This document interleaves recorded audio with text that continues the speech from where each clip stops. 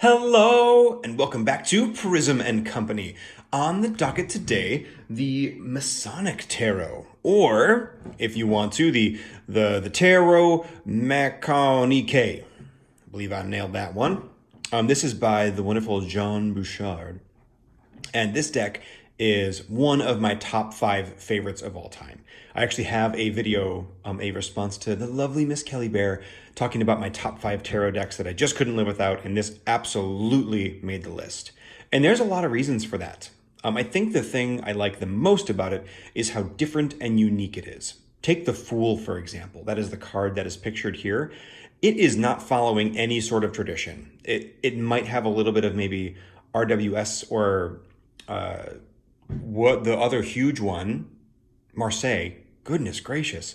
Marseille influence, probably more Marseille than anything, but it like totally breaks the mold. Our Fool is in these different zones, spiraling through a spiral, and that kind of weird, chaotic design, the complete lack of needing to follow a system goes throughout the whole deck. So if we were to look at, for real, okay, so like behind the scenes, this is take like 5, and I keep flipping these cards, so I can't get them up the right way.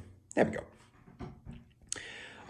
That level of, just wildness like follows through the whole deck. So here's some of the major arcana. You can see the sun is pink and blue. It looks like cotton candy. And the moon is this gal that's made of like, I don't even know what, like lunar fire or something. And the star has all these extra little bits on it. This, I feel, deserves its own examination. The major arcana going through. The major arcana also have things written about them. So there's this really unique guidebook with the Masonic Tarot, and it's broken down not only by card, where are we going here? There we go. But it also gives you like the geometry behind the card. So take the Hierophant here, for example. Let me see if I can find the Hierophant. It's not showing us an exact depiction of this card. In fact, it's actually showing us like a little bit of a goofy cartoon like representation of it. It looks like we got Patrick here from SpongeBob, but it's giving you just the basic geometry. Like I probably wouldn't have noticed these circles, which are superimposed over, had I not seen it kind of stripped down like this. So it's a very interesting way to look at things. This I will definitely be going through and doing a breakdown of, just because I find it fascinating, quite frankly. But that is not why we're here today. Why we're here today is the Minor Arcana. Now, I talked about this a bit in my top 5 favorites video, but the Minor Arcana is really unique because it has so much little teeny tiny detail to it. Now, what do I mean when I say that? Let's take these 4 cards, for example. You can see that they all have some things in common. For example, these slightly metallic gold borders, the white borders on the edges, the gradation of color in the background. But then there's all these things that they do not share in common. For example, the actual structure of the card. Here we have a archway on top. There we go. We're coming back. With lines on the side. Here we have 2 of those archways now. This one is now slightly more rounded. This one's now returning to the original form factor of the ace, but it's down a little bit. You can see this one actually touches the top bar over here and is split down the middle. And not to mention, there's all these little different things on the side. There are different symbols happening within. There are so many little things like that. And I want to break it down. I've never taken the time to look at this deck and given it the attention it deserves. And it's one of my 5 favorites. So it's about time that we really go through the Minor Arcana. I'm just going to do the 1 through 10s. I'm not going to do the quartz because they don't quite fit the same. They're a little bit more straightforward. So the 1 through 10s of every suit, we're going to take a look and see if we can find some of those secrets that those symbols might be hiding. I think it's going to be a blast. And I forget if I mentioned it at the top or in this take. Doesn't matter. If my hands look a little bit different, it's because I got a slightly different setup. So I have a little bit more breathing room now and a little bit more space for the hands to perform their beautiful, magical dance. All right, let's take a look. I was actually incorrect. I was organizing the cards here and I looked through the court cards and they are beautiful. They are detailed and intricate and have all these differences to them. I don't think I'm going to cover them today though, because quite frankly, I just don't want to. If you know me, you know that court cards kind of rub me the wrong way in a lot of cases. And I just really want to look at the minors today. Maybe we'll do the court cards another time. I have all of the aces here, so I thought I could maybe go through an order, but like, why not? Let's shuffle the cards. Let's let Lady Luck decide what we're going to be doing first. And I'm feeling this one. Okay, great. It's going to be the wands. Not a problem at all. We'll see if, maybe we'll go with the normal order. Who knows? Time may tell. I think what I want to do here, at least I'm going to try it. We're going to start off with 3 cards. Then we'll do another spread of 3. I think it'll be more interesting if we can see these cards side by side. If we could do this one at a time, but it's a little bit harder to go back and be like, remember that one tiny detail on this card? Because I sure don't. It's going to compare with this one. So this gives us a little bit more context to play with, a little bit more interest and variation. Okay, let's start with the really obvious stuff first, and then we will get more and more detailed as we go.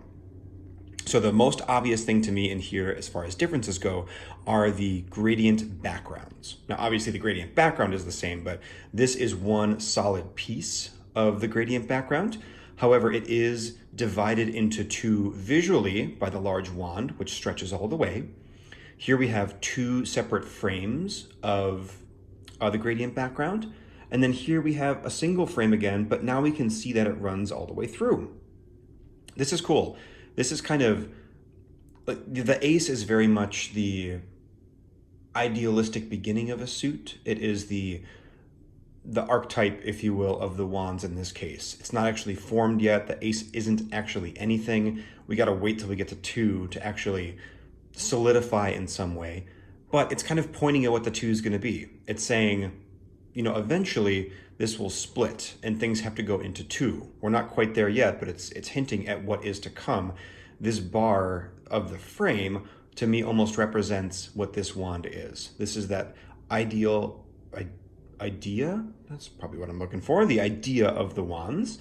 We can even see it kind of branches off here at the top into 2, and there's 2 little leaves, kind of similar to how this is branching up, and maybe even these 2 leaves could be represented by those 2 on top.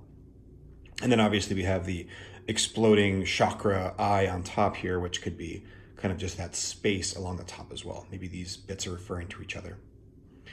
We also have these 2 boxes at the bottom. So the aces are unnumbered because there's just one of them.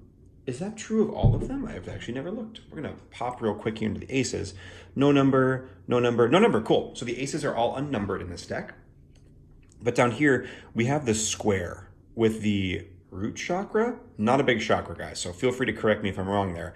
But the base chakra here, and that is pointing to where the numbers will be. So again, we have our crown chakra, I believe, our top kind of formulating where the top of our card's going to be, where that literal frame is going to start. And then the bottom chakra referring to where the actual number is going to start to form. So a very almost divinatory ace here, looking forward at what the composition is going to be. Super cool. Now, over here in the 3, we've kind of settled in a little bit. So we have still the same, number placement. We actually have the fire on this top wand, still loosely associating us with that top chakra over here, with the growth of this center staff into 2 little leaves, but now it's getting a little bit more abstract. I remember loosely the 4, but my guess is that we're going to start losing that more and more. It's going to become more ephemeral, and as we get towards the 10, that structure is going to break down a little bit because we're getting further and further away from the source. All right, let's look at some of the other bits too. On our ace here, we talked about how these are our 7 chakras. Gorgeous. Walking our way up the wand itself. And what a beautiful way to start the tarot deck. I read the Ace of Wands as the first card in the deck, and then you journey through all the suits, eventually get to the Princess of Pentacles or coins in this deck, and then you start back over with the Major Arcana. A lot of folks put the majors first, but I kind of like to think of a tarot deck being expansive. So you start with small ideas, you start with no idea, just energetic, beginnings with an Ace of Wands, and then you move through emotions, and because emotions in some ways feel more raw and primal, Then you get to thoughts, which is more of a cerebral take on things. Then you move to discs, which is the body, which is everything manifesting and, coming as one. And then once you have the entire personhood made, if this is making up the parts of our body, then you add on the spiritual layer, which is the major arcana. And everything's a circle. So by the time you get to the world at the end of the deck, now you're talking about the body again. So that loops right back in. So it's not like you don't have spirituality until you get to the majors, but it's just a kind of a neat story arc to take going through the deck. But all that being said, this is everything. This is the body here, and it is the spirit being represented by our chakras, either direction you want to take it. If it's just the beginnings of it, this is the blueprint. It's showing us where we will be going. If this is circling back around from the major arcana, this is now showing all the chakras aligned, that top chakra blossoming and opening and restarting. Super great. Besides that blossoming chakra and things kind of moving up this way, we also have Masonic tools at the bottom.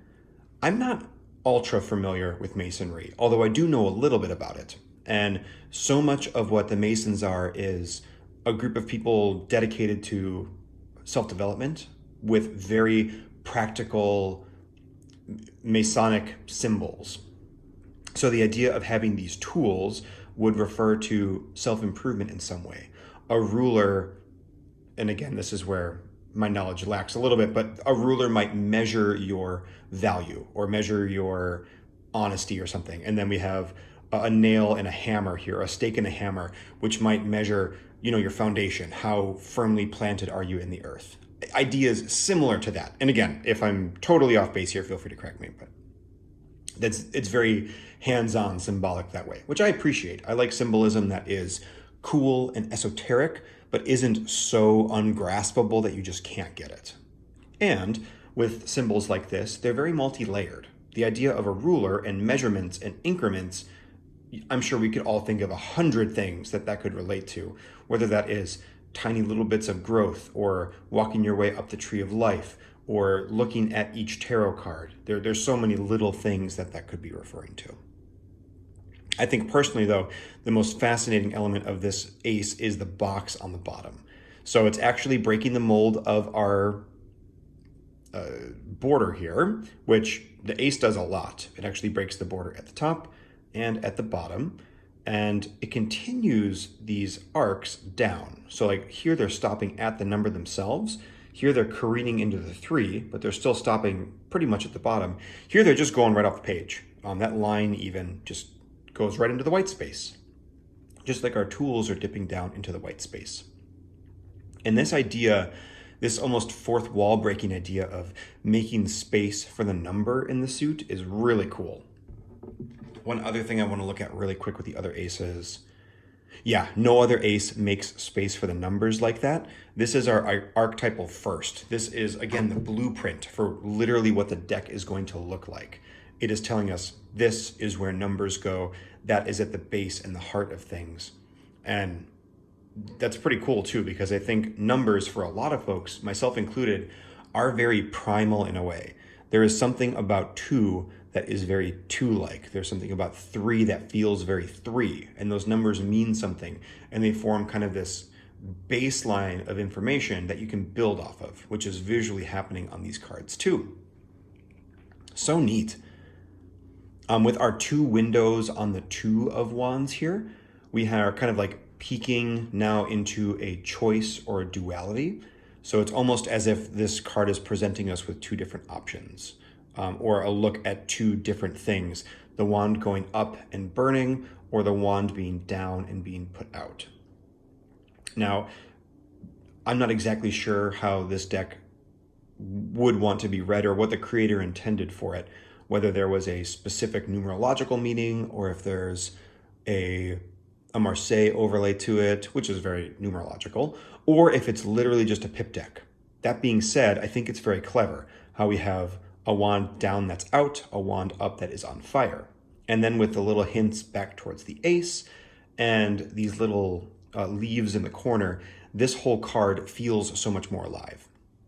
Things are changing and moving, things have been set in stone, and where we have tools and things, like everything's sort of dead on this card, It is breaking out of the frame, but those settle back into place. And now that everything is locked into place, things can begin to blossom and grow. So we have probably flames shooting out of the sides here. So now the card is actually burning. We have actual fire. So when I say grow, I don't necessarily mean plant life. I just mean that the suit can develop into what it's going to do. Moving on to the 3, we now have some form being established. If we have 1 with the ace, that is a single point, a 2 is a line, and then 3, it's literally here. So like 1 is the point, 2 is the line, 3 is the 2-dimensional shape. So we're now established ourselves in 2 dimensions with a triangle. It's perfect. And here we can see triangles on the outside, and they're still very inward pointing. We're very early in the suit, so this is focused in. And 3s for me are very much about growth, as they are for many people. So the idea of this inward focus, because to grow, you need to build from within. A plant cannot, focus on external factors if it's trying to grow, because it needs to work on the root system, it needs to work on its stem, all of this interior stuff. But this triangle on the bottom is pointing up because it does still need to go somewhere. It does need to poke itself into the external because it's growing into that. And here we can see a little bit of play on these 2 wands.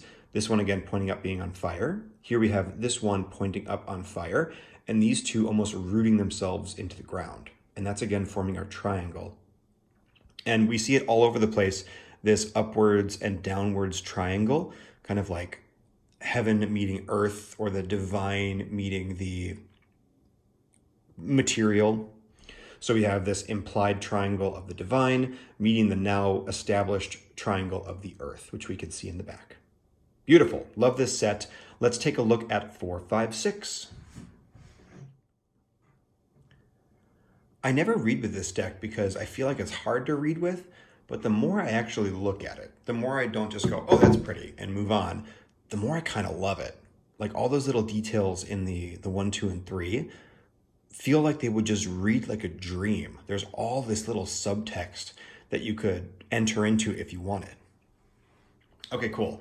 Now looking at the bottom here, right away, I can see that from 3, 4, 5, 6, we're now getting those sides of shapes. And peeking ahead to the 7, that's a 5-sided shape. Interesting. So we'll get to the 7 when we do. But we have the actual frame holding the number expanding with the suit itself. Excuse me. Now the 4 I've actually talked about at length in another one of my videos. This one to me is very segmented and separated. And for me, this card is all about like an internal combustion engine. It's sustainable, but all of the wands are kind of like quarantined off in their own little separate space, as opposed to the 3, which is very much kind of this unit that is growing. It is now kind of been stabilized, and we don't want it to like all burn up. So it's trying to keep itself separated in some ways. And that is just reinforced by the frame on the outside. So we actually have these golden lines segmenting off each bit, and with the squares on the edge. And again, these squares are the number 4. So we're going back to the 4. We had triangles before, but it just kind of sets things in place. Squares are very stable, where a triangle is a little bit more active because you have potentially momentum of things falling off the side of the edge. A square, no matter which side you put something on, unless it's the very edge, it's going to stick there, and the square itself is going to hold still too. We do, though, have a square that is turned on its side in the center, and to me that almost feels like the ignition kicking in. Like this is the thing that is rotating all of these wands around. I almost imagine them like swapping places and kind of moving around and going and going and going. As soon as we get to 5, though, we lose all that separation, which is kind of cool, because if you think about a 5 as disrupting, like this is the fire getting caught up and like burning itself out potentially. All of them are facing down, and even though it looks like these are a little bit larger at the top and smaller at the bottom, I don't know if facing is actually the right word, but all of them are not on fire. Take the 3, for example. That puppy's on fire. We're not getting any of that here. Everything has sort of been extinguished. And then we have, of course, the downwards pointing star in the middle here. Aleister Crowley talks about this a lot in the Book of Thoth, a downwards pointing star as opposed to an upwards pointing star. And I love the distinction that he makes. If you think of the 4 elements, fire, water, wind, earth, those make up 4 points of the star. And then you have the 5th element, which is divinity, whatever the major arcana is, or personhood or consciousness, kind of that like human element sort of. If that human element is pointing down, it means that humanity is winning out of the battle between humanity and divinity. The earth is kind of winning in this case. If the star is pointing up, divinity is winning. So this card with the star pointing down means that this fire is being grounded. And if you think of fire, it rises. It's literally made of heat, and heat wants to rise. So if you ground heat, it's a problem. And it makes perfect sense for that to arrive in a 5, because 5s are very disruptive and often feel like kind of tanking into the ground in some ways. We do have the 5-pointed stars here on the edge, again referring to the number of the card, but we have 2 of them facing down and 2 of them facing up. So it's not totally hopeless or lost. It's just kind of interesting the way that they're being led in. The actual frame itself, though, besides the details on the edge, feels very much like the 3. I'm actually going to bring this back in. The 3 is a little bit more rounded. We now have some sharper edges to deal with, and that looks like it continues here. But like this, take these 2 for example. We continue with the same top, but now the bottom is not lined up. And with the amount of care put into this deck, I refuse to believe that that's an accident. There is no more space needed for the symbol on the bottom. It just changes the arc of this bottom piece. It's almost like he wanted to, I'm actually not 100% sure. They, the person who made this deck, wanted these angles to really hit the edges of, or the corners of this hexagon, and also hit the corners of this pentagon. So they had to move and change things a bit. And also just with the visual representation of where the wands are, these wands are in a little bit, so it gives the border more room to go up and breathe, where these wands are down a bit further, so these have to be squished to allow enough visual space for things to feel like they're not super cramped on the card. Wow, light is falling asleep. There we go. So now on this one here, again, we have a 6-sided shape in the corners, and they're kind of alternating, which is pretty cool, because in the center we can see our upwards and downwards facing triangles. So we have that earth meets divinity kind of feeling going, and that is echoed in the corners too. But this is made up of Masonic symbols, and this is a really, really common one, which is the square and the compass. So a square being a piece of metal that allows you to get a perfect right angle, and then a compass, you see one side is pointed, one side is not. You put the pointed side in paper, and then the other side has a pencil on it or a pen, and it rotates around to make a perfect circle. So this is the idea of squaring the circle, if you've ever heard of it. It's actually a very elusive math conundrum where you try and get I believe it is the area of a square represented with the area of a circle. You have to find the perfect overlap where they meet. And a square is such a perfect defined shape, and a circle is a ephemeral undefined shape, because if you think of pi, what you use to calculate a circle, it doesn't end. Pi continues on forever as far as we know. So that again is kind of like, humanity, the square, meeting divinity, the circle, and trying to overlap those things. Now, what I find most fascinating about this card, and I'm going to see if I can zoom it on in a little bit, is that the triangles in the center are not actually triangles. We have a hexagon with triangles on the outside. And it kind of makes the illusion of an upwards and a downwards facing triangle, but it's really referring to this hexagon here down here, the number 6. And I'm curious if that means anything, that the fact that it's not completely this star. And actually, if we think of the number 6 as Tifereth, which is the 6th Sephiroth on this tree of life, that Sephiroth is beauty and often refers to our humanity and sometimes to our higher selves as well. So this could be our humanity, which is our triangles pointing up or down, the place where they meet in the middle. So it's our lower self meeting our higher self right at the middle of the tree, but it's not all the way there yet. It's not like they have perfectly joined and unified. So it is the hexagon in the center that is a little bit separate from those lines. That's really beautiful. I think that's a cool way to represent it. Just a little visual note too. I love that this wand dips into the actual casing of the number here, into the actual frame, and it's kissing the symbol up top there. These are beautiful as well. I just love them. We're going to do a spread of 4 for the final, so we will do 7, 8, 9, 10. 7, 8, 9. Oh, that 9 is so good. That 9 is weird, but so darn pretty. Honestly, one of the reasons I bought that deck was for the 9 of Wands. By that deck, I mean this deck, the one I'm actively touching as we speak. Why can I not get this lined up? There, great. As soon as I stop thinking about it, it works fine. So let's continue our discussion. Here we have, of course, 7, 8, 9, 10. And these symbols are interesting to me because 7 here we have 1, 2, 3, 4, 5 sides to our shape. You'd think that there would be 7 because on the 8, we have 2 squares, which makes 8. And on the 9, we have, yes, 3 overlapping triangles. So there are 9 sides to that too. I wonder why the 7 is kind of out. I suppose the 7, we have 5 and then 6 with the line going across it. Maybe we have 5 sides and 2 areas. So we have the triangle on top and then the meat on the bottom down here being separated by that line, which actually visually echoes the shapes up here.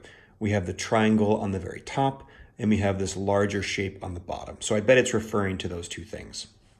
The bottom shape just mimicking what the top shape is doing, which is pretty cool. The thing I find the most fascinating about the 7 is this little bar in the center. You'd think, or I would think anyway, that this triangle would just continue down and there wouldn't be that little separator. So why the separator? I think, again, this is referring kind of what we saw in the 6 to the separation between the higher self and the lower self, or divinity and humanity. We have our triangle, which is very divine. Think about, in Christian terms, let's say, Father, Son, Holy Spirit.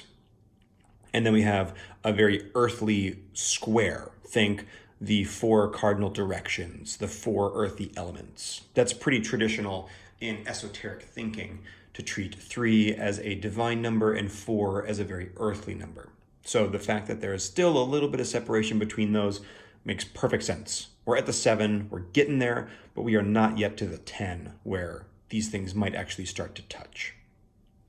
Now, in the corners here, we have dice, and I have such a soft spot in my heart for dice. I love games and the randomness that dice bring in, so it's very cool to see them on the card here. And I think well, I was going to say that relates to the separation, but I don't know if it really does, because you'd think of like a roll of the dice as something that's random, whereas a separation is pretty firm in many ways. Perhaps I could maybe see some correlation there. I'm not sure if it matters 100%. It is cool, though, to see the number 7 visually represented, because we've seen all the other numbers represented as well. Besides that, our framing on the edge is much more like a stained glass window this time, something you might see in a cathedral. And I think that just helps to reinforce the composition of that triangle on the top and the very squared edges of the side. Everything in this card is trying to get you to think of that shape, and then boom, it's breaking it in half. So it's getting you all hot and bothered, it's getting you all gussied up to connect divinity and humanity, and then it's like, nope, actually not. Then looking at the 8 here, we can see a real break in structure. This one is the first one that feels like extremely out of place to me in a very cool way. Because in many ways it is still the same. We have that golden ink on the back. Do I have something on this card? Oh, my card might just be getting a little bit worn. But it's not forming the frame anymore. So often these symbols outline the frame and then kind of frame up our wands within. Where this one's just saying like, nah, we're gonna touch all the wands, but it's going to be this sort of like free form, more loosey-goosey thing. These feel very top down, like we're looking at wands on a window or on a table, where this one feels like it's in space. It's almost like we've taken it and laid it flat. So now we're seeing it in perspective, and we're seeing two different squares, almost like these are two stories of a building stacked on top of each other, or two forts maybe with floors on them. And I think that's pretty cool. We have a lot of unified structure in the composition of the wands and where they're placed, but we have very different backings. It's saying a different thing. Even the symbols on the bottom here, the two squares, they're not doing what I would expect them to do, which is being, straight north and then northeast or northwest. Like it's not perfectly straight up and down and then a perfect square. They are tilted on their side. And they're still even, but it feels very dynamic, which if you think about the Eight of Wands in general, it's a very dynamic card. So the fact that it is not necessarily obeying the rules feels pretty cool. I'm also noticing here, let's see if I can get it in the light. This line touches our frame. This line actually breaks the frame a little bit, but they do not touch on this side. Very curious. I think that is probably just visually to plant these as closer lines. So when you have lines that get thicker or touch or cross over, they tend to read as forward. And then any sort of space tends to read as further because it almost looks like it's disappearing into fog, a very volumetric, atmospheric kind of look to it. This is an extremely simple graphic way of depicting that, but it does do its job.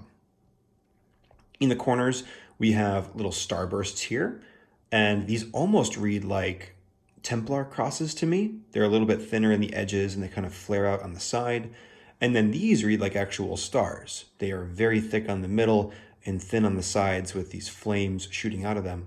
So it's kind of cool. Again, we have a very ephemeral, dreamy sort of higher self star on top with an actual flaming star, and then a much more earthly grounded Templar cross on the bottom that feels much more earthy.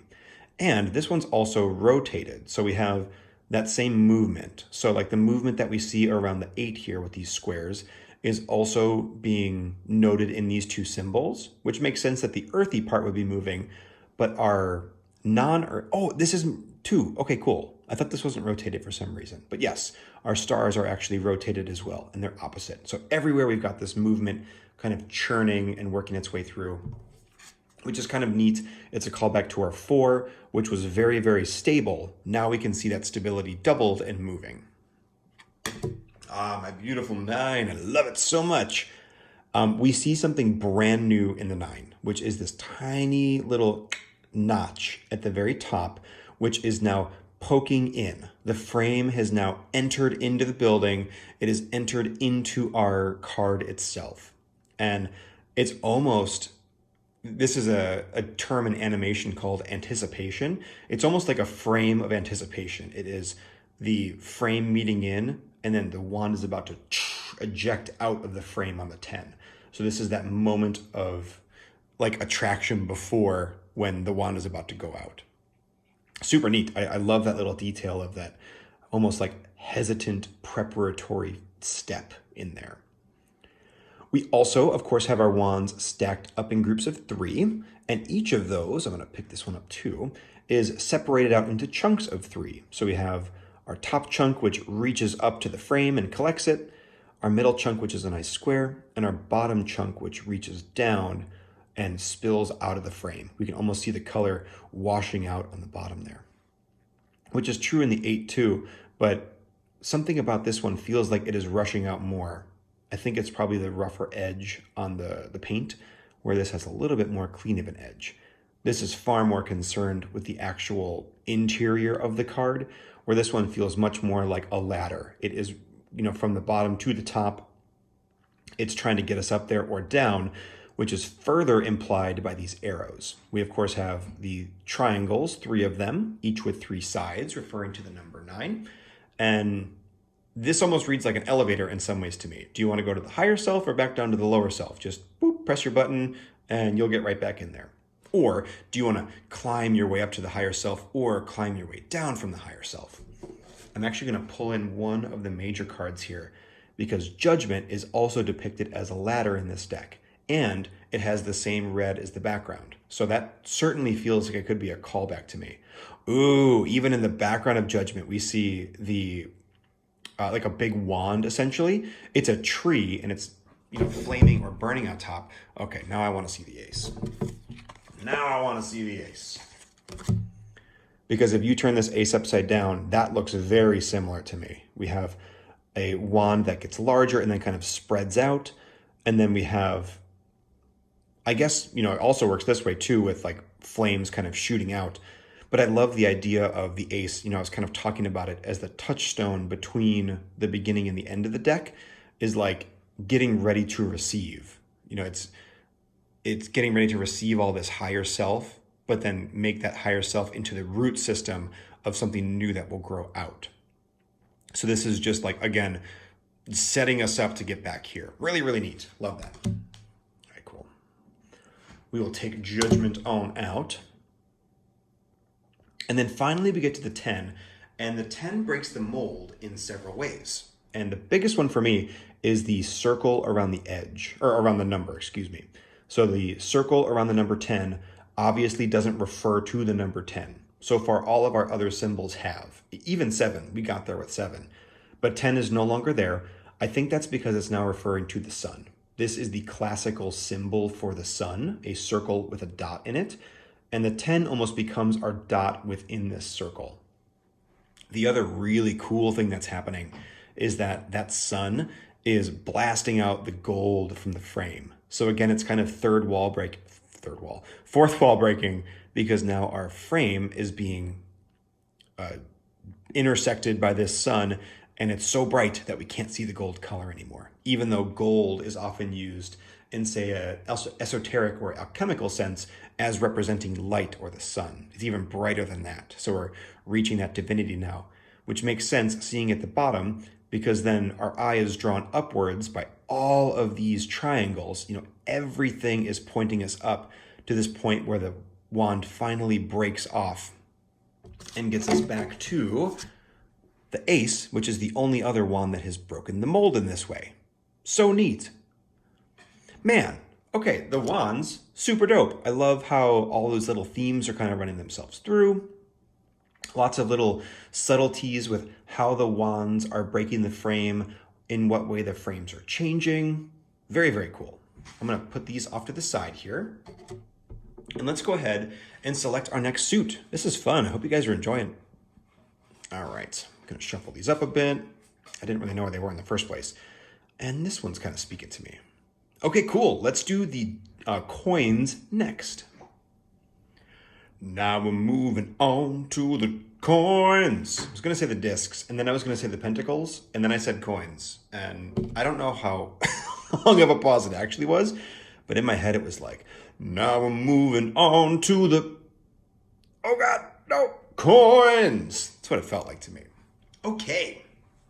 Now, moving on to the coins here, we are right away looking at something very different than what the wands had to offer.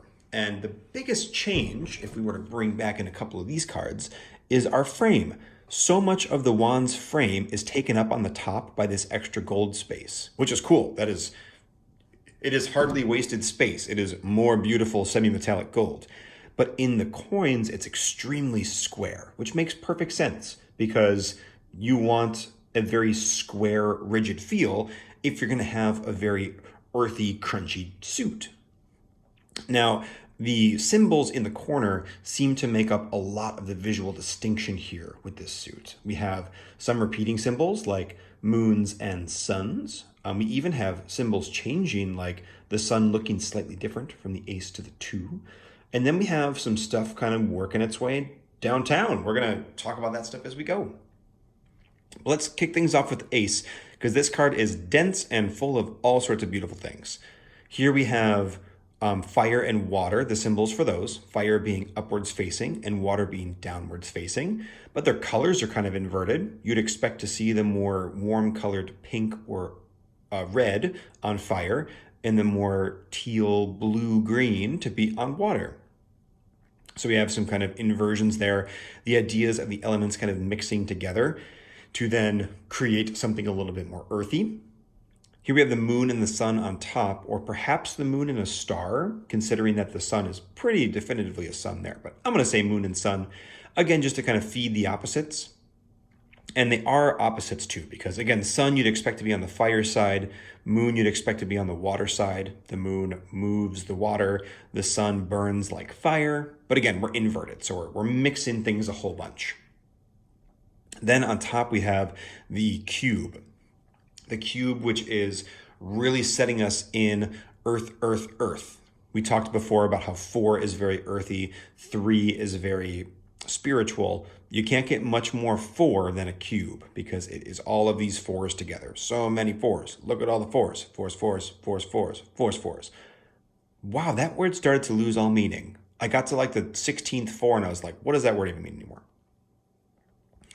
Behind our giant coin here, which is very much coins, we have almost like this overlapping like fractal geometry in some way. It feels like a cube kind of like unfolded. Like if you made a cube out of origami and then undid the paper, you would see all of these folds here. It also reads very much like blueprint to me. And I read the Ace of Pentacles very much as a blueprint because it is laying out the plan of attack for something very physical to happen. There are many of the aces could fit blueprint in some ways, but this one certainly does. And then we have the skull finally at the bottom, cracking open and letting this kind of manifest. So it's coming out of the skull down here, which again is cracking in 4, which is a very earthy number again. We also have, I'm just looking at the corners here. Out of these 3 anyway, this is the only one with all 4 corners that have circles around them. We start to get into some squares down here, which certainly makes sense for later on in the suit. Lovely, just lovely. Looking at the 2 here, this is doing an interesting thing. So it's actually kind of mirroring the ace, not the ace, the 2 of wands in some way, which I'm looking for and failing at finding, where it's splitting our canvas vertically, but like on an angle. So, and it's cool too, because we see it wrapping up this way, and then this is intact here, that little bend, and there's a break, then it comes down, and now it's the opposite. So this is intact. So it actually forms one continuous, almost big Z with big feet on it, or one like snake. So it's as if the frame itself has like broken and curved and bent into this shape to separate out these 2 coins. But in some ways, the coins are still connected because we have this square on the inside. And we don't see the full square, we only see 2 sets of 2, which makes sense being the number 2. We're also seeing our archetypal solid turning into a very real solid. So this is like the idea of what Earth is. It's perfect, it's square. If you have existed for more than literally any amount of time above 0, you know that life is not perfect, and things rarely look perfect too. There's all sorts of little imperfections, especially in nature. Stones are all sorts of craziness and bent up and down. We maintain our sun and the moon on the top, but oh, you know, this is actually kind of neat. This is the sun and the moon, but almost like a kid drew them. Like they didn't exactly know what the sun and the moon look like. This is a little bit, you know, not detailed enough. The moon is a little bit too small on the edge. Now it's very firmly established as like, this is the symbol for the moon. And then here we have the symbol for the sun on the inside with those same rays sticking out of the edge. So we have these, oh, that's perfect. All of these archetypal ideas of sun, moon, earth. Now we have actual sun, actual moon, and actual earth down here. For our elements, we've switched from fire and water to air and earth. So when you put a line through the triangle, you switch the element. And air is the highest element, if you will, because air kind of floats above everything in the sky. So that line indicates that it is the topmost. And then the earth is the lowest or the heaviest element because it sits below everything. Water lays within earth. Fire rises above water. Air flows off of fire. So now we've kind of gone from the primal elements to the more heady or more cerebral elements, the idea of thought, the idea of like being or consciousness. Very cool. I love that the elements have shifted on the bottom. I actually didn't notice until now that these were not fire and water. I was always like, oh yeah, that's fire and water, but no. Symbols change when they look different. Funny how that works. And then finally we have 3. And this 3 right away is screaming Empress to me. And the reason I say that is because in this deck, oh boy, where's my Empress? I've got all these stacks of cards everywhere. I wish you guys could see above the screen. I have this table that I work on, and it's like my planning space for all this. So I have all my piles of cards for all my different shots that I want to do. And then there's always this one section, which is like the void of cards, like the island of misfit cards that just don't fit in. And I wasn't talking about Major Arcana this one, so I didn't include it at all. But here we are, talking about it a lot, which quite frankly, I'm excited about. Here we have the Empress. That was also just me burning time while I found the Empress. And take a look at the inside of her dress here. So we see it kind of peeking up, and that is perfectly matching our triangle opening up at the top. Now, interestingly, we have our frame bending in to meet that. So this could almost mean like this is a moment of this divinity of our Empress maybe reaching in because it's mirroring what this is doing. You know, before in the wands, it was the 9. We had to get all the way through the suit before that divinity just started to peek in. Very neat. Just from a visual standpoint too, it also makes a beautiful little notch in the top here that is mirroring this V very nicely. So it could just be that too. Now we see also we have triangles on the actual coins themselves. It's hard to represent 2 because 2 is sort of a 2-dimensional shape, but I almost would have expected to see like dots, almost like these were buttons. But here we have crosses, which could read as 4s, but also read very much as 2. A cross is made of 2 lines. Now for the triangles. And this is a very triangle-y triangle because our triangles are within triangles, which are within a bigger triangle, which make an inverted triangle on the inside. Lots of triangles happening. And then we have this symbol at the bottom, and it reads as a little bit Venus, a little bit Mercury. I don't actually know what this symbol is, if I'm being totally real with you, though. I don't think that's no, because Venus has a circle on top. It might be a different version of that symbol, but there is a symbol at the bottom. This one is Mercury over here, at least Mercury as I know it. And then this is like the subway stop sign, like don't cross here, mind the gap. It could be like a no sign if we turned it on its side. Or it could be potentially like a sun, but a little more grounded, because the sun typically is a circle with a dot in the middle, but now we have a bar across the bottom. I'm sure there's some very smart person, smarter than I, who knows what that symbol is. Feel free to let me know if you do. Actually, either of those two, because I'd be kind of curious. But we have a collection of symbols down at the bottom now, which are now replacing our elemental suits. Maybe this is, I wouldn't be surprised if this was like another way to depict Mars, because we'd have, oh no, that'd be Venus though. I'm gonna stop guessing because I don't actually know. Some interesting symbols along the bottom there. Let's take a look at 4, 5, 6 and see how those compare. All righty. I love this 6. It's so cool. So many of these cards have just have the gold on the interior, which is great. It's beautiful. It's very simple and graphic. Anytime that you get some illustration in the center, though, I just love it. The other one that comes to mind were some of the wands where there were like tools at the bottom. I was trying to look through, but forget it. Oh, interesting. Here we have some geometry being formed. Now I'm going to grab back these. Where'd my 3 go? I did it again. It got lost in the island of misfit cards. No, it's not made of the gold. So this is definitely, I think, a symbol as opposed to the gold geometry. That would have been curious, though, if this was like a golden pyramid. That would have been kind of cool. But here we see, now we have some other structures being formed. And I will say platonic solids are not my go-to either. The idea of geometry being sacred always kind of, it doesn't rub me the wrong way, but it never really clicked with me, just because like geometry is what it is. It's magical because it is mathematical. It is foundational. And that might be where the sacred angle is coming from.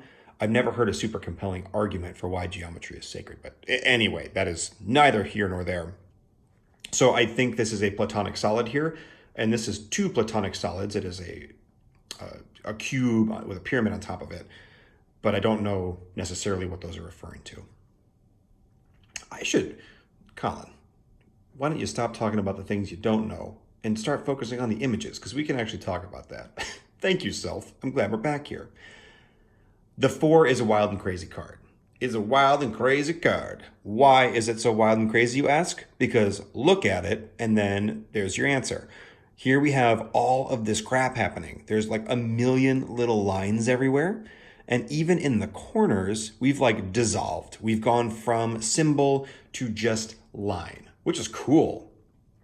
This feels very much like the 8 in the wands, this kind of turning feeling, which is interesting in a 4. 4s typically are very stable, but you know, this kind of like turning feeling of the symbols on the outside, it definitely is getting that kind of inverted feeling that we're getting from lots of the pentacles, which is happening over here as well. And, oh, I guess we're kind of back to those symbols. Yeah, in many ways it's happening there too. We're also getting that turning on the surface of the pentacles themselves, or on the surface of the coins. It looks like they're almost rotating or spinning, because partially like the flag shapes look like they're kind of blowing in the breeze, but they're also at different angles, which very much implies movement. Now, if we look at this shape on the bottom, it is sort of connected to all this geometry. And in many ways, it almost looks like we're, again, looking at it unfolding, or maybe looking at it from the top, or some sort of like breakdown of what that geometry might be. Because here we could very easily see a pyramid being built from the top, like these are our 4 corners. And then the bottom areas here are kind of being unfolded out with these 2 shapes. These could very easily break down, like if you added a line there and snipped it, that'd fold down to create all the sides above our pyramid. And also, we have that same kind of divine thing reaching out of the top. So from the 3 to the 4, even in the same spot on the card, that's pretty cool. But instead of being white now, it's dark. I wonder if it's made of the gold or if it's a different color. It looks like that is ink on the page instead of color, which is pretty cool. So again, being even more grounded and earthy, where fire is kind of like reaching up higher and higher, coins are falling down further and further. The more coins you add into the bag, 4 coins, 5 coins, 6 coins, the heavier the bag gets. And it falls more and more towards earth. And, you know, the 10 resets a suit. So the fire suit gets reset by reaching the top and then getting so much momentum that it like crashes back down. The coin suit reaches or restarts the cycle by like getting so heavy that it swings down and it gets its momentum to swing back to the top. So they kind of work opposite in that way. Let's take a peek at the 5. Here we have the same pentagon that we saw in the 5 of Wands. That's the suit, but it's inverted. That is super duper interesting to me because, you know, again, we talked about the pentagon representing matter winning or spirit winning. I would imagine that spirit would win more in Wands and matter would win more in Pentacles. But, you know, here we have an inversion of that, which might refer to that kind of like giant engine feeling of the entire tarot deck, Fire gets so high that it has to get low to restart. Coins get so low that it has to restart and go high. So it's sort of a cross suit inversion as opposed to an intra-card inversion. That is very neat. Here we have our solid made of 5 sides. And I should know what these are called, but they're big names and they're hard and I don't know. I can barely say short words, okay. We also see 5-sided shapes. So a 5-pointed star and a pentagon. Cannot believe that this is not inverted. So many symbols have been inverted on these, kind of like, you know, rotating or capping off, but they're facing the same way. And that's pretty cool. And it's really, really, really driving home that that star is pointing up. It is not pointing down.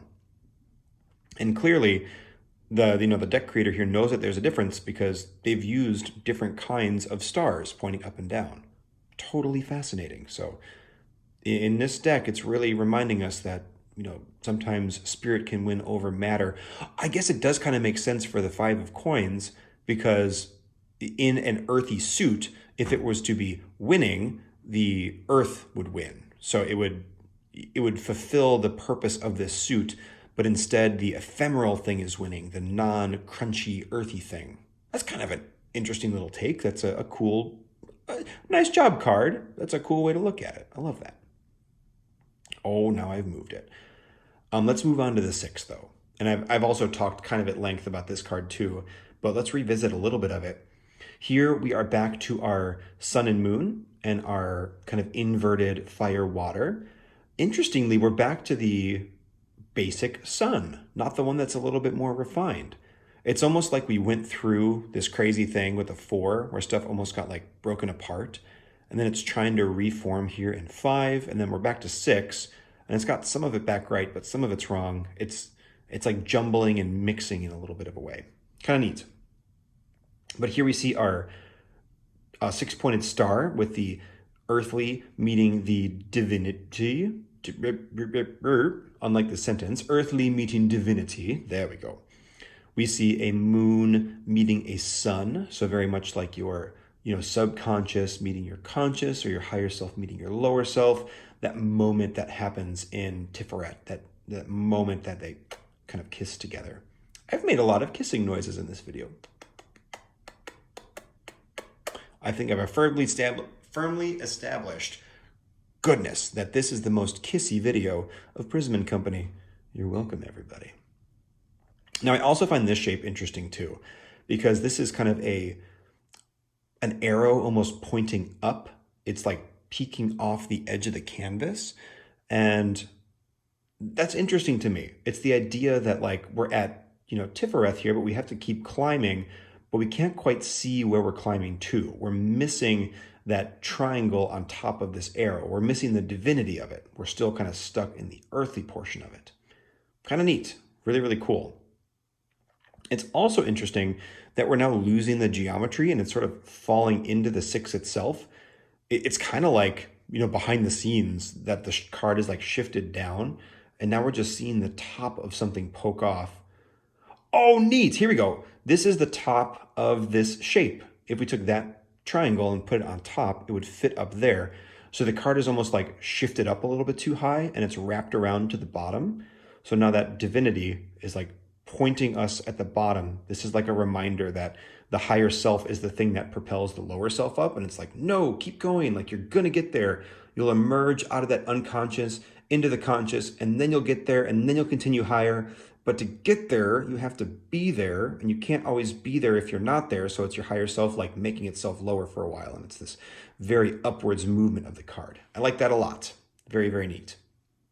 Let's take a look at 7, 8, 9, 10.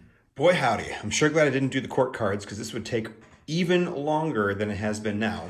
And the other thing I'm realizing is that this is going to be part 1, because this is delightful. I'm enjoying every single second, but it's taking longer than I anticipated. There's a lot of neat little stuff to break down here. So this will be cool. We will do the wands and the pentacles first, the beginning and the end of the minor arcana. Then we'll do all the juicy middle stuff in part 2. Loving it. Absolutely loving it. Okay, cool. Let's continue on though. No reason to stop now. And we're moving on to the 7. And the 7, it brings back an illustration. We have a little spade on the bottom there. And if we go back to the 6 for a second, which has entered the pile of misfit cards, if you remember, we have that green arrow pointing up. That is, not quite there. It almost seems like it is now gone to the corner. Like that same green has been carried up and also down in some ways. So it's still there in spirit, if you will, just kind of ejected off to the side. Ejected off? That feels like it would be gone. It has been captured Pokemon style in the corner, or perhaps it doesn't matter. You get it. It's over there. There's the green. Okay, we're moving on. Let's take a look at the 7 here. Now in the center coin, we have 1, 2, 3, 4, 5, 6. Yes, 7 little flames, or maybe buds in this case, coming off of our flower, or petals perhaps. But on the outside, you'll notice we only have 5. But there's 6 coins. I said that like I was going somewhere with it. I was hoping that by the end of that sentence, I'd be like, ah, yes, and that is because I don't actually know. It is kind of cool to see the progression of 5, 6, 7. So there's a little bit of building there. That might even be referring to something that the deck creator means by this card, that there is something of a progression built in. They're also clearly referring to a tool here. So some sort of work being done or some sort of like very tactile hands-on thing happening, which is not necessarily how I read a 7, but doesn't bother me a bit. I also just like that this is breaking the frame a little bit and it's dipping into that white space. I don't think that means anything, but it's always so cool to see that fourth wall being broken just a little bit with these cards. I love it. I'm not sure I have much more to say about the 7. I do like all of the geometry happening behind the scenes, but it really feels like this spade and the different numbers of things are where this card wants to be focused in on. We do have heaven and earth being broken up into the sides here, upward facing triangle, downward facing triangle. This could be the very, upper self and lower self trying to point up, trying to point down. And then once we get to the 8, we now return very much to the 8 of Wands, where we have that rotational thing happening in the corners, and we've moved from divine and worldly to just worldly. We are again firmly establishing ourselves in that, which makes sense because if we pop back to the 4, same thing's kind of happening. Although, ooh, this is cool. So we were getting a preview in the 4 of what we're going to get to with the 8. So we see the green square and the pink diamond. I always want to say triangle. That's a diamond. But then within those shapes, maybe not down there, but within these ones anyway, we're seeing little hints at, oh, there's that pink right there. Very cool. Is there other stuff in this too? Yeah, we're seeing tons of hints. Wow, I'm glad I brought that back out. Here we're seeing the blueprint again for what the very solid shape is going to be in the background of the 8. This is almost the precursor to it. And then even this little triangle, which is now firmly established, is kind of being alluded to with that line up top. That is really cool. I really like what they're doing in this deck with the 4 to 8s. It feels very much like a progression. And I wonder also now, do they do that with like the 3s and the 6s? 3 and 6, yeah, maybe a little bit. It doesn't feel like quite as much as the 4 to the 8s. I'm fine with that. I like having subtle Easter eggs like that don't necessarily carry across everything. Because if you do too much of that, like if every single 2 to 4, 4 to 8, 3 to 6, 1 to 10, like all of those little things had all these things in common, not only would the cards start to look too samey because there have to be so many restrictions of visual theme, it also gets a little dense and it's hard to kind of unpack it. When there's small ones like this, like, oh, 4 to 8, that makes sense. That is a little bit that you can grab onto and dig into. It's not like this deck is short for other stuff to look at too. There's all this crap happening on the side. There's all the geometry within. There's all the different symbols. It's plenty. It does not need for there to be more of those overlaps. Now, that all being said, we also have 8-sided shapes on the coins themselves. And let's see how these puppies are organized, because I'm noticing this one, this one, this one, this one.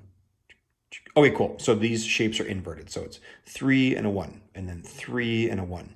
They're rotated. So it's almost like 2 interlocking pieces that click together, which makes sense because this whole image feels so together where the 4 just felt all over the place. Man, that's cool. Super cool. And just from a glance, it does feel random almost and like rotational. But then as you break it down, it's like, oh no, that there actually is structure behind all this. And we're seeing how it goes. I love that. Now here, this is just so interesting to me. I wish artists would explain this kind of stuff officially, because, we can riff all day on it. But like, why are the moons different? Why is the moon different from all the other cards in the 9? It's very much back to what it was in the 10 here. If we take a look, it's still like maybe a little different. No, I guess it is pretty close. So there's like the 2, but now it's inside of, like, it's a separate moon as opposed to being the entire shape. Yeah, all those moons have been the whole shape. Why are they different? I want to know. I want to know. Can you show me the difference of these moons from the other moons? Classic Phil Collins song. Just love it. Similarly here with our suns, which have gone back to their kind of archetypal form, but they're rotated now all of a sudden, and this one is straight up and down. So very interesting. So we have some different things happening with the solar shapes on top here. And I think the way I'm going to treat this is that our moons have gotten smaller and they are more of an icon now as opposed to the solar body, where it filled up the entire corner. It felt much more like the moon. And now this is the symbol of the moon. And here we have a waning. Boy, I'm not really familiar with my moons either. The crescent part of the moon. The crescent part of the moon's a small part, where here the crescent part's the bright part. So this moon's real dark and this one's real bright. There's my high-level moonography for you.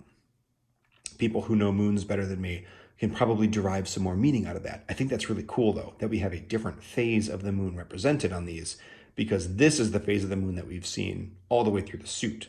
So there's something seemingly about the nines as well that tend to break a little bit of the mold. If you remember on the Nine of Wands, our little notch right on the top finally broke the frame after all of this. Now this frame is quite different too on the 9. We have this shape kind of jutting into the bottom here. And then we have the, I suppose these could be compasses or squares. Probably a compass because there's a little notch on them to make a circle. So we have some more Masonic tools at the bottom. Very, very neat. And then all of these different triangles, which are made up of 9 pieces, rotating all over the dang place. These are curious to me, though. These all have very strict, straight geometry, where these are very curved, and it feels very purposefully curved. Like that's not a slip of the pen. That is, I want these to be curved shapes as opposed to straightforward shapes. And it's not even like they're making up a single triangle. There's almost like a secret additional triangle here if you were to connect all of these that are curved. I'm not 100% sure what that could mean either, but I think it's very interesting. And it makes sense that there's 3 of them. So that leaves 6 and 3, so it still feels very 9. Like anything with sets of 3 feels very 9 to it. Moving on to 10, we now have flowers or buds or maybe even flames, referring all the way back to the Ace of Wands, building this giant pyramid. So our geometry has become very simple. We are now just building up and we're structured. So we're 4, 3, 2, 1, and this is just bursting into, luminescent flame at the top. And then yes, these are actually almost assuredly compasses because now here are our squares. So where we started in the Isle of Misfit Cards. Wait, did this one not have the compasses and the squares? Am I thinking of the Ace of... Whoa! Loving it. Okay. Digging through additional things here. Oh wait, this doesn't have it either. What the heck? I thought that this one was going to have the compass and the square.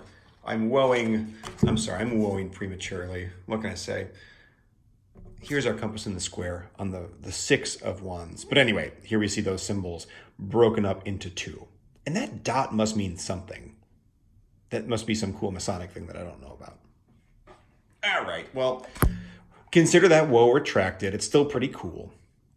We have our compass and our square all taken out, and it makes sense that the compass would appear first. That is our circle, our intangible, our ineffable, and then the square is where the suit settles because it's the coins. It settles into earth finally and perfectly. There are 2 squares making 2 perfect shapes, and then it even has a dot in the center, almost like it was referring to the sun, like that symbol for the sun that we've seen so much.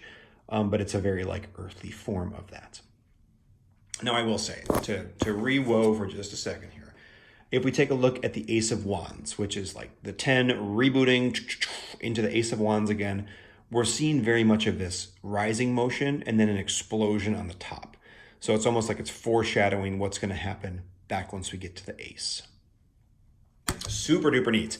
Hopefully this was interesting. I had an absolute blast going through this with you guys. And I think this deck is really growing on me more and more as a reader specifically. I'm going to try out some readings and see how it works.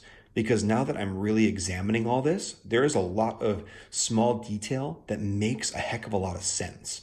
And detail is cool, but there is definitely a way to do detail where it doesn't matter in the slightest. I could put 10 million lines on a card just for aesthetic purposes and have it mean nothing symbolically. But these are very symbolic lines, which for a tarot deck especially makes it very cool. And I'll have to do some soul searching to see how it fits in with the way that I read cards. A lot of them seem great, and there seems to be a lot of really cool overlap. But even if not, decks that read different are great. That's the reason I keep this one in my collection too, is that it has a unique voice. It's not just the same thing that we've seen over and over again. So next time, we'll take a look at the cups and the swords. Very excited for those. The swords feel very minimal in this deck if I were to just think about them, but I mean, I was very surprised by the coins and the wands here, so I'm sure there's lots of cool little stuff I'm not considering in it, and that's going to be great. If you have any thoughts about how this video went down, of course, as always, please feel free to let me know. I'd be more than happy to take any feedback or whatever you guys got for me. And I really, really hope you enjoyed, because like I said, I had an absolute blast doing this. There's our beautiful reds and yellows and lovely color palettes. It'll be much more blue next time around. Great. Thanks so much for joining me, everybody, and I will see you next time. Bye-bye.